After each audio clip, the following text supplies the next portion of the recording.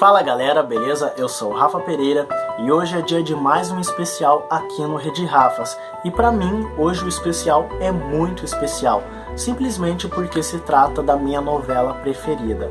Chegou a hora de se apaixonar de novo. Tá pintando aqui no Rede Rafas, Mulheres Apaixonadas. No ar, mais um campeão de audiência. Apesar de Mulheres Apaixonadas ser a minha novela preferida, tá aí no meu top 3 junto com História de Amor e Coração de Estudante, não tava nos meus planos fazer um especial sobre ela tão cedo. Mas acontece que em todos os vídeos que a gente posta, seja de especial, de estreia, de spoiler ou de opinião, sempre tem gente pedindo um especial sobre Mulheres Apaixonadas em disparado, é unânime, ela era a mais pedida. Então, nós resolvemos atender o seu pedido e tá começando então o especial sobre esse novelão de Manuel Carlos, exibido pela Globo em 2003.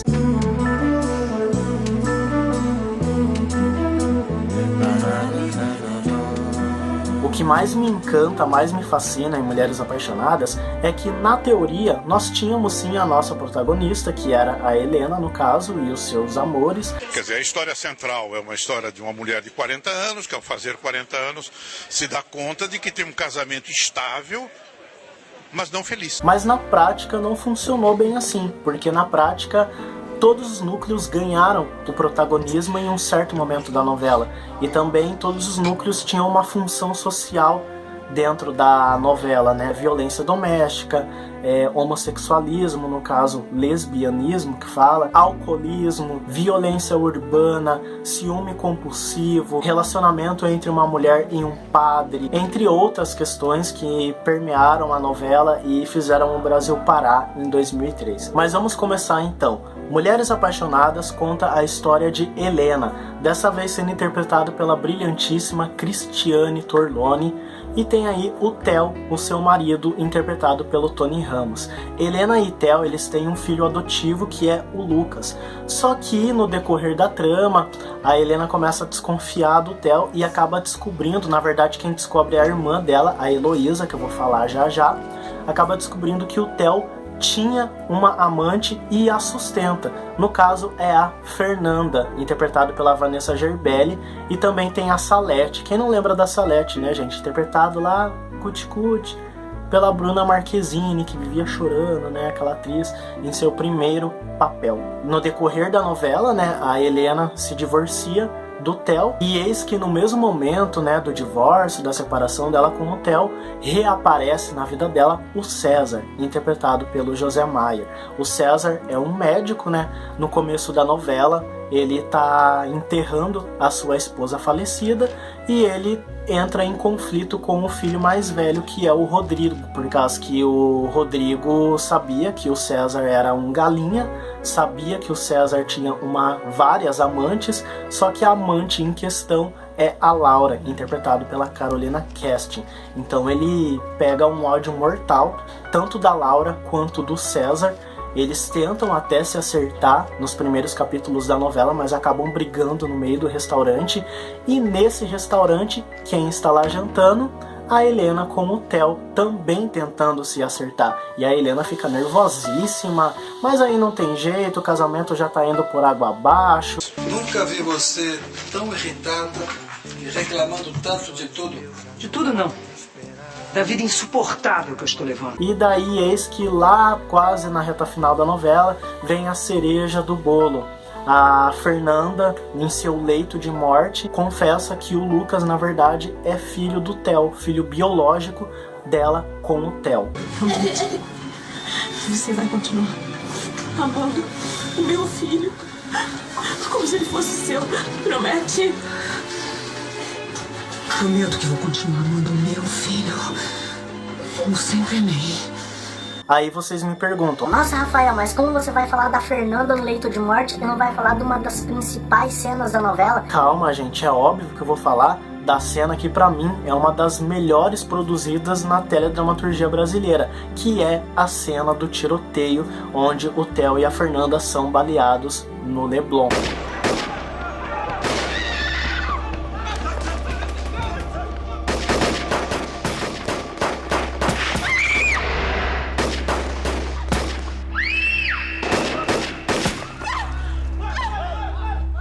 Essa cena, inclusive, a título de curiosidade, ela enfrentou dificuldades para ser gravada, porque o prefeito do Rio de Janeiro, na época, em 2003, ele não estava querendo autorizar, né, a gravação daquela perseguição policial, né, do carro invadindo a feira em pleno Leblon. A Globo tentou e eis que ele autorizou, e a cena foi o que foi. Não tem como se emocionar, né? Em pleno sábado, a cena foi exibida antes do Criança Esperança, que naquele ano o tema do Criança Esperança foi inclusive a violência urbana, e mobilizou não só o Rio de Janeiro, como também o Brasil inteiro aí, por causa da questão da Fernanda, né? E consequentemente, quando a Fernanda morre, após revelar que o Lucas é filho biológico do Theo para a Helena, entra também uma questão que estava sendo discutida na época, que era a doação de órgãos, né? Que a mãe da Fernanda, que era aquela avó embuste, que todo mundo deve se lembrar, ela não quer autorizar, né, a doação, a retirada dos órgãos da Fernanda, só que a Salete avisa que era um desejo da Fernanda doar os órgãos quando fosse falecido, né? Vocês são malucos! Vocês são malucos! Por que eu devo doar os órgãos da minha filha? Ela morreu! Se morreu, acabou! Vai pra debaixo da terra! Eu vi quando ela falou. Que é isso? Que é isso que você tá dizendo? Você nem sabe o que a gente tá falando! Sim! Sei o que vocês estão falando. É a vontade da minha mãe, vó. Tem que obedecer. Falando ainda da violência urbana, teve também a passeata, né? Brasil Sem Armas, que o Manuel Carlos, né, pegando a vibe Glória Pérez, misturou ficção com realidade, e o elenco se juntou nessa passeata que aconteceu de fato no Rio de Janeiro, um pouquinho depois dessa exibição da cena do tiroteio. É óbvio que a passeata não aconteceu por causa da cena, mas o Manuel Carlos, não só o Manuel Carlos, como todos os atores da novela, a equipe toda, viu aí uma possibilidade, uma oportunidade de passar a mensagem que violência é foda, violência é bicho feio. Então, esse foi o eixo principal aí que conduziu Mulheres Apaixonadas do começo até o fim, a história principal, e temos também os núcleos paralelos que ganharam extrema atenção no decorrer da novela. A começar aí a história da Raquel, interpretada pela Helena Ranaldi. A princípio é uma professora de educação física, querendo recomeçar a vida. Ela está saindo de São Paulo e vai para o Rio de Janeiro. Ela começa a dar aula na escola Ribeiro Alves, que curiosamente é a escola onde a Helena é diretora, e o Theo, juntamente com a sua irmã Lorena, interpretado pela Suzana Vieira, são os donos. E só capítulos depois, lá pelo capítulo 60, que a gente descobre o porquê ela quer recomeçar, porque o passado dela envolve o Marcos, interpretado pelo Dan Stubach, e o seu primeiro papel na televisão, e já ganhou o ódio já da nação inteira, já porque ele simplesmente violentava a Raquel, de cinta, de raquete, com a mão, na porrada, ele estuprava ela também. Então, assim, foi uma abordagem assim que tocou o Brasil de fato, realmente, e ganhou muita repercussão quando, na última vez que ele espanca a Raquel, né, que ele espanca a Raquel pelada, a Helena vai junto com ela denunciar, né, e naquela época ainda não tinha a Lei Maria da Penha, então o agressor apenas pagava uma cesta básica para a vítima, né? E lá, felizmente, isso mudou hoje em dia, mas naquele tempo era assim. Tem reportagens dizendo que o número de denúncias, né, de mulheres que foram denunciar os seus agressores aumentaram, né, duplicaram a partir daquela cena, né? Então, assim, a gente pode ver o que é de fato uma ação social, quando uma novela faz uma ação social muito bem feita. Além dessa questão da Raquel ser espancada pelo Marcos, também tinha a questão do Fred, que era o aluno dela e era apaixonado por ela. Então tinha assim essa questão do envolvimento de professor e aluno, que até então é ilegal, né? Não é visto com bons olhos, e o Marcos acabou descobrindo isso na época e começou a chantagear a Raquel, né? Eles até brigam, né? O Marcos com o Fred até entram numa pancadaria, numa cena bem forte dentro do vestiário, e essa rixa culmina num final assim bem pesado, que é quando o Marcos sequestra o Fred com a ajuda da Doris. Os dois acabam caindo do penhasco e falecendo. E a Raquel, no finalzinho da novela, confessa que está grávida do Fred. Sai daqui! Sai daqui! Eu te odeio! Eu tenho nojo de você! Eu tenho nojo do seu corpo, nojo dos seus beijos! Sai daqui!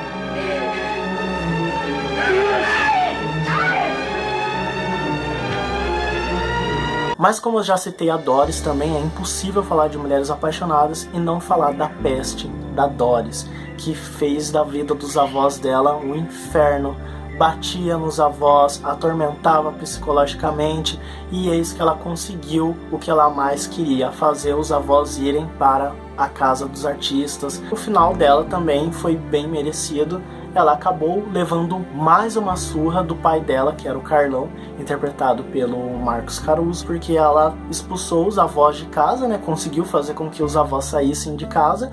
Ela tinha o quarto dela, só que na mesma ocasião, a Estela, que é interpretada pela Lavínia Vlasak, ela vai viver com o Padre Pedro e acaba dando o seu apartamento para Doris, e a Doris acaba se mudando para lá e levando homens e mais homens lá para funfar. E é aí que o Carlão aparece. Esta é minha filha.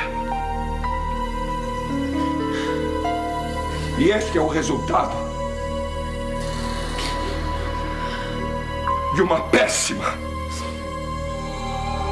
educação. E falando da Estela, também não poderia deixar de citar um dos casais mais apaixonantes de Mulheres Apaixonadas, que foi Estela e Padre Pedro. Mesmo eles dando o primeiro beijo apenas nos últimos capítulos de Mulheres Apaixonadas, não tinha como você não se encantar com aquela química, com aquelas cenas, aqueles encontros deles, embalados por Embranato. Scusa se ti amo, e se ci conosciamo, da 2 mesi o poco più. E já que estamos falando de casal com química, eu não poderia deixar de falar do Cláudio e da Edviges, ou Edvirgem, como ela foi apelidada lá em 2003, porque de fato ela era virgem, nunca tinha tido a sua primeira vez, nem nada, e pra ajudar ainda teve uma baita de uma gracinha que chegou pra foder com tudo. Ainda por cima ela engravidou do Cláudio logo depois, quando o Cláudio e a Edviges teve uma briga aí. Mas apesar de tudo isso, Cláudia e a Edviges conseguiram ficar juntos e ter a primeira noite de amor ao som de Velha Infância. Eu gosto de você e gosto de ficar com você. E tivemos aí também outro casal que exalou química aí nas telas do Brasil, que foi o Diogo e a Luciana. Diogo! Eu quero ficar só, mas comigo só eu não consigo. O Diogo, ele engravidou a Marina e acabou se casando com ela, né? Você tá contaminado por esse rapaz! Tô, mãe! Eu tô contaminada! Ele é meu marido! Só que amor mesmo ele sentia era pela Luciana, e isso era evidente. Não, mas eu volto, sabe por quê? Porque amor de primo não acaba nunca. E no final da novela, ele sai da novela por um tempo, a título de curiosidade. Saiu porque o Rodrigo Santoro foi convidado para fazer uma pontinha no filme das Panteras, que estava sendo gravado na época, começando aí sua carreira internacional. E quando ele volta, ele fica com a Luciana.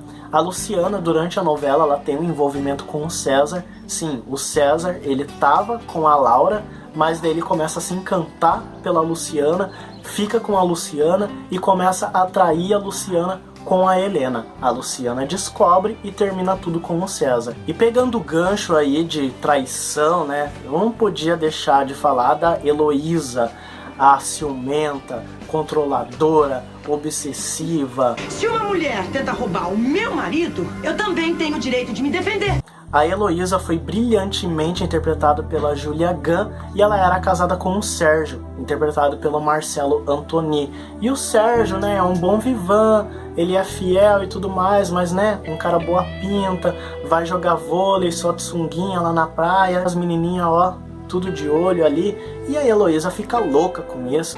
Você tá me provocando, Sérgio, depois de um dia que eu não te avisei. Principalmente porque tem uma vidinha que é interpretado pela Júlia Almeida, né, que é apaixonada pelo Sérgio, mas em segredo, óbvio. Mas a Heloísa não é burra nem nada, só que a Heloísa passa dos limites, começa a imaginar coisas que não tá acontecendo, e ela chega até a esfaquear o Sérgio, se ameaça a tirar da janela, atropela a vidinha Vidinha, tenta matar a Vidinha atropelada, ela capota o carro, né, vai parar no hospital, eis que chega no final que o Sérgio fala que não dá mais. E durante todos esses acontecimentos, né, a Heloísa começa a frequentar o MADA, Mulheres que Amam Demais Anônimas. A Heloísa, ela era a irmã da Helena, juntamente com a Hilda, interpretada pela Marília Padilha, mas no decorrer da novela ela descobre que tá com câncer de mama. Então, assim, mais uma questão social que o Manuel Carlos trouxe aí em Mulheres Apaixonadas e que repercutiu pra caramba. Vamos um pouquinho então para a Escola Ribeiro Alves e começar com a professora Santana. A Santana é meme até hoje, querendo ou não, ela se tornou um meme.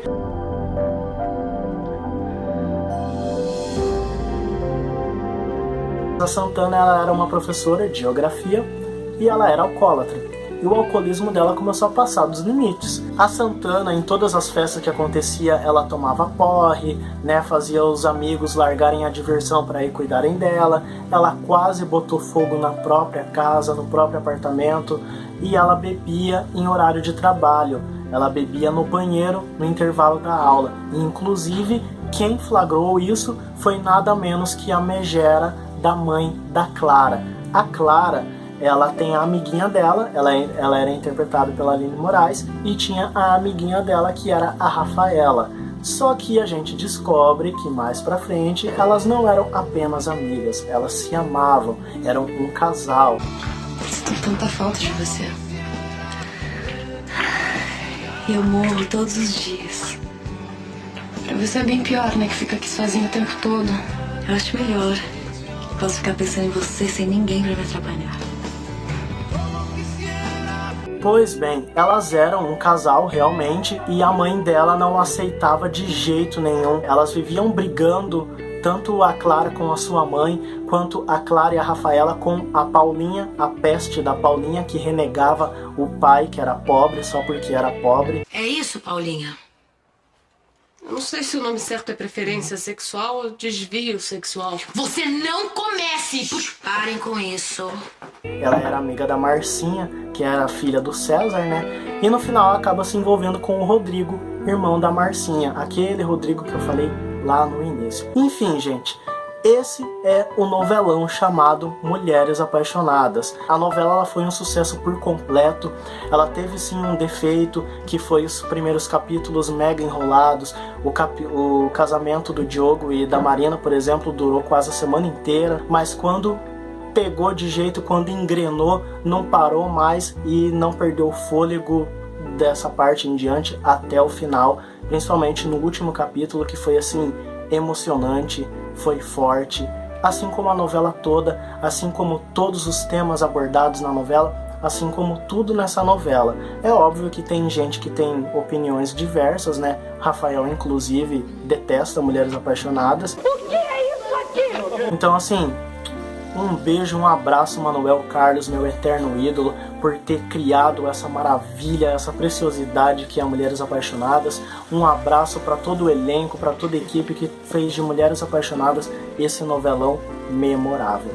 E eu vou ficando por aqui. Se inscreva aqui no canal, ativem o sininho para receber todas as notificações. Um grande beijo, um grande abraço e até lá. Somos irmãs. Somos amigas. Somos mulheres. Apaixonadas. Cada uma à sua maneira. Precisa se casar.